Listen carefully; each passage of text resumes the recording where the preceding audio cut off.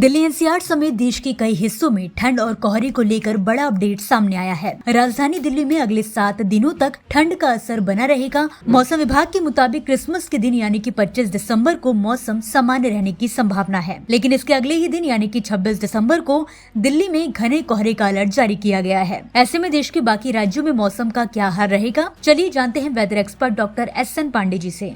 अभी भी आप देखिए जो मॉइस्चर फीड फ्लो हो रहा है, चाहे वह अरेबियन सी से हो या वेस्टर्न डिस्टर्बेंस की वजह से हो या हमारे बंगाल की खाड़ी से हो, इसकी वजह से अभी भी बादल उत्तर भारत के कई इलाकों में, कई प्रदेशों में देखे जा रहे हैं। और इसी के साथ सुबह का घनघोर कोहरा जो दिख रहा है, विजिबिलिटी 0 भी रह रही है। कई शहरों में लगातार कई दिन से रात में सुबह विजिबिलिटी 0 दर्ज की जा रही है।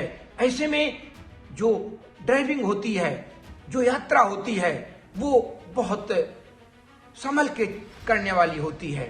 और ये स्थितियां अभी आगे 24 से 48 घंटे तक जारी रहने की पूरी संभावना है।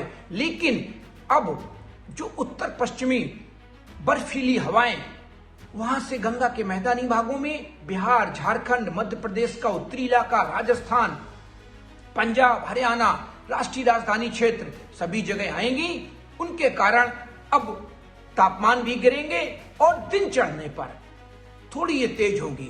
सुबह शाम रात का कोहरा, धुंध, स्मॉग, प्रदूषण बना रहेगा, लेकिन कहीं ना कहीं प्रदूषण में राष्ट्रीय राजधानी क्षेत्र में थोड़ी राहत मिलेगी। उत्तर प्रदेश के कई शहर हैं, कानपुर, लखनऊ, आगरा, प्रयागराज, यहाँ पर भी जब ये हवाएं अपना जलवा बिखेरेंगी तो निश्चित रूप से यहाँ भी थोड़ी राहत मिलने की संभावना है। मध्य प्रदेश में भी ठंड और कोहरे का असर तेज होने वाला है। 25 दिसंबर को प्रदेश के कई इलाकों में घना कोहरा छाने की आशंका है। वहीं बिहार, जम्मू कश्मीर, हिमाचल प्रदेश, उड़ीसा में 28 दिसंबर को बेहद घने और खतरनाक कोहरे की संभावना है। पश्चिम बंगाल और झारखंड में 25 दिसंबर को कोहरे का असर देखने को मिलेगा, जबकि उत्तर पूर्वी भारत में 26 दिसंबर को कोहरे की स्थिति गंभीर रह सकती है। बिहार में 26 से 28 दिसंबर के बीच ज्यादा कोहरा बने रहने की संभावना जताई गई है। अभी 24 से 48 घंटे बाद तब WD निकल जाएगा।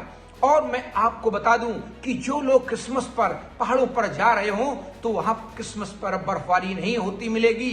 बर्फबारी जो हो गई है वो देख सकेंगे, लेकिन नए साल पर यह संभावना है कि उनको पहली तारीख को ऊंची चोटियों पर और कहीं कहीं उत्तराखंड की ऊंची चोटियां या हिमाचल प्रदेश में थोड़ी सी बर्फबारी होती दिखे।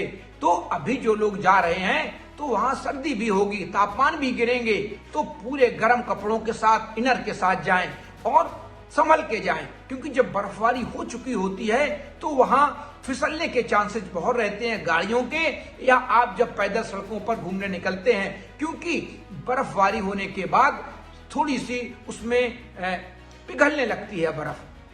तो ये स्थितियां अभी जारी रहने वाली हैं। लेकिन जो दक्षिण भारत का इलाका है, चाहे महाराष्ट्र हो, तमिलनाडु हो, ये सारे केरल हो, कर्नाटक हो, यहाँ पर बहुत ज्यादा तापमानों में अंतर नहीं आएगा। यहाँ पर सामान्य वाले तापमान बने रहेंगे। और कहीं कहीं जो हमारे समुद्री किनारे हैं वहां पर थोड़ी बहुत तमिलनाडु के इलाकों में कहीं बूंदाबांदी अब हो सकती है। सॉरी। और मैं आपको बता दूं कि अभी ये स्थितियां पूरे नए साल तक जारी रहने वाली हैं। इनमें ज्यादा राहत मिलने की संभावना अभी नहीं देखी जा रही है, लेकिन जब नया WD फिर आएगा तो निश्चित रूप से फिर तापमान थोड़े चढ़ेंगे, लेकिन उसी के साथ नमी का जो थ्रो होगा वो भी उत्तर भारत पर होगा।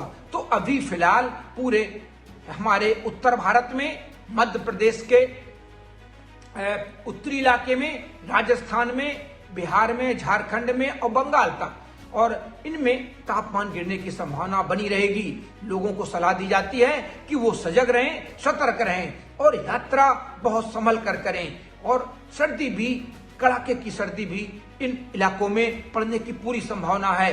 दिन में भी जब तेज हवाएं आएंगी तो थोड़ी धूप निकल सकती है, लेकिन ये धूप इतनी तेज नहीं होगी कि वो दिन में हम। मुझे बरसात की झीनी झीनी फुहारें मिले ना मिले, हमें पावस की उमस चाहिए। जी हां, मैं किसान हूं, क्रांति बीज बोना चाहता हूं। मुझसे अभी सावन भादों, क्वार कार्तिक या फागुन की बातें मत करो। मैं आषाढ़ की पहली बारिश में भीगकर ठहरी हवा में उमस से आकुल व्याकुल होना चाहता हूं।